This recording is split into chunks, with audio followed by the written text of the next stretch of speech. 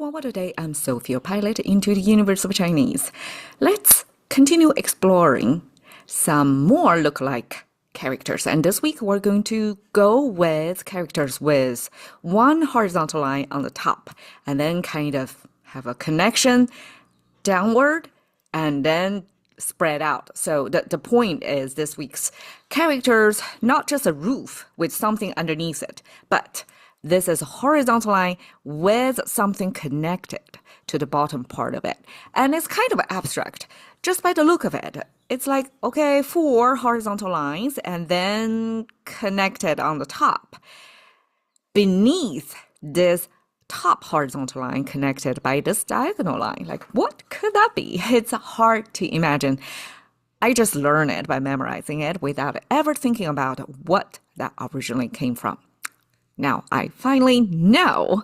If we look at 2,000 years ago's dictionary, 许身 说文解字, and then we can see kind of a shape of it. Instead of doing this diagonal line, here is a symmetrical image. We have a vertical line connected the top to the bottom. And instead of like a 4 evenly distributed vertical lines, like a 4 columns, there's actually some layering here, and it's not the same equal length. So the middle part is longer, and then the 2 sides, it's shorter. Okay, without the knowledge of how ancient people look, probably this is hard to imagine, but I've seen enough of historical drama to see, okay, once I check the dictionary, and according to scholars who were in the past and more connected to what the happenings, the habits, the lifestyles in the past, then I can sort of see what they see. Okay, so basically this that means and, or, but, whatever linking function it serves in the context. So it can be continuation or 180-degree change. Depends on the context. So we just plug this R in the middle of 2 concepts or 2 messages. So this actually came from ancient man's beard. It's not exactly, is it called a goatee in contemporary beard styling?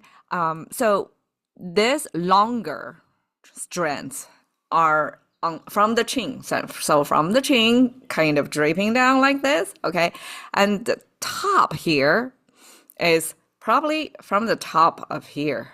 So as I said, because the historical dramas, oftentimes people wear costumes, including the facial hair, as what was preserved in drawings that we could see, okay, ancient man's beard styles. So it's like on the top here and then at the bottom.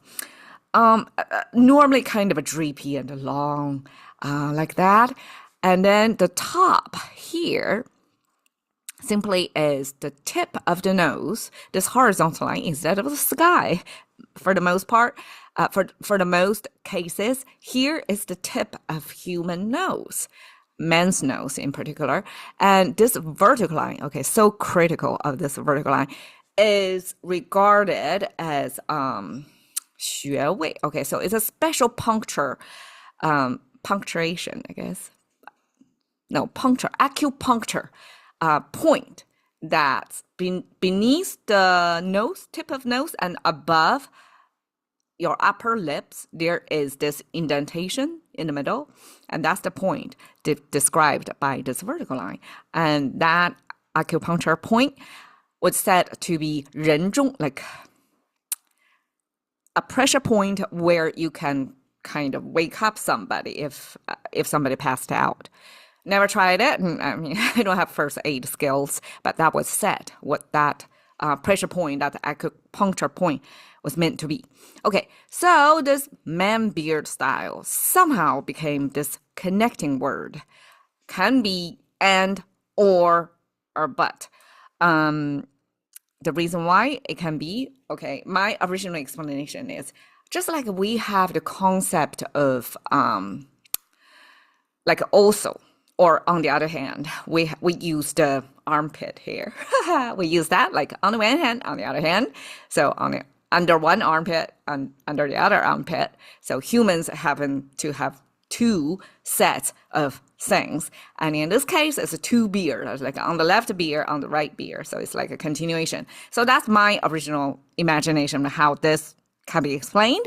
The scholars had another explainer is facial hair is addition to the face. So it's kind of attachment. You can choose to keep it in and style it however you want, but it's like a growing on top of.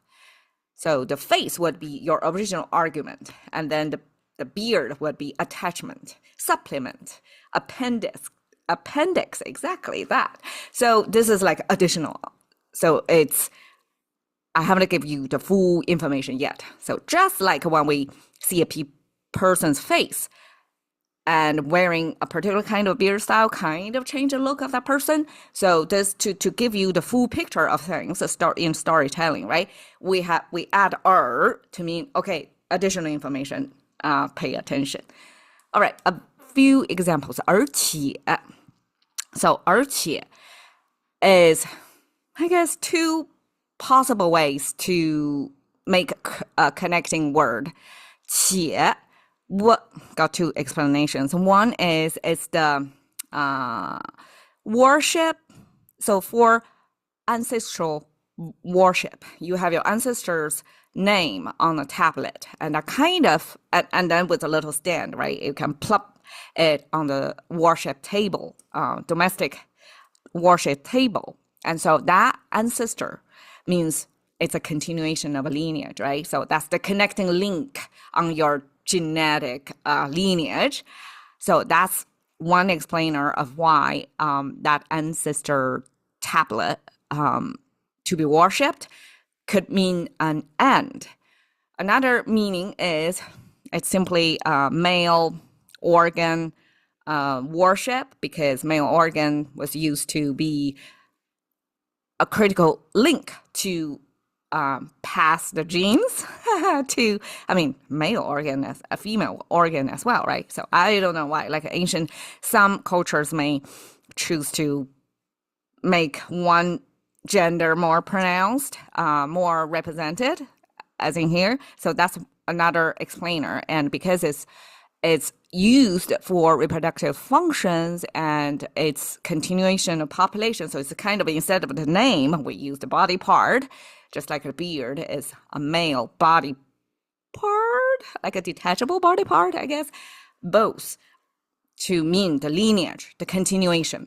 So 而且, we just said the same thing from two perspectives or origins twice to give you the concept of, in addition, we have more information. It's a continuation of the idea. Okay, 然而 is the twist, the 180 degree.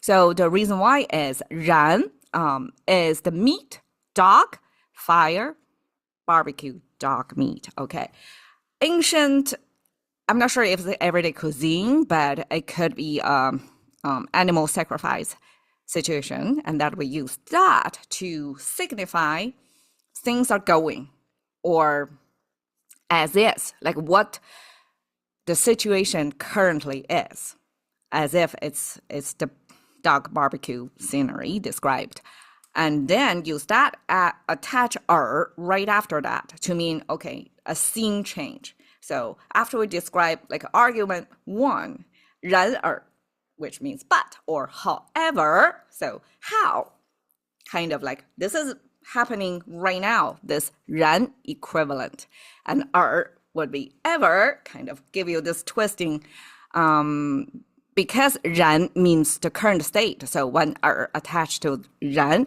simply means a twist of plot. Okay, 侃侃而谈. 侃侃 means somebody who is very fluent, speaking nonstop, like river kind of here. So this is a torrent. Like you have somebody who is so confidently presenting their ideas. It's like nonstop talking. And this is a person, right? And this is a mouse symbol. So it's vividly describing some eloquent speaker in this image. And 侃侃 like double down on the concept to give you the rhythm, the continuation.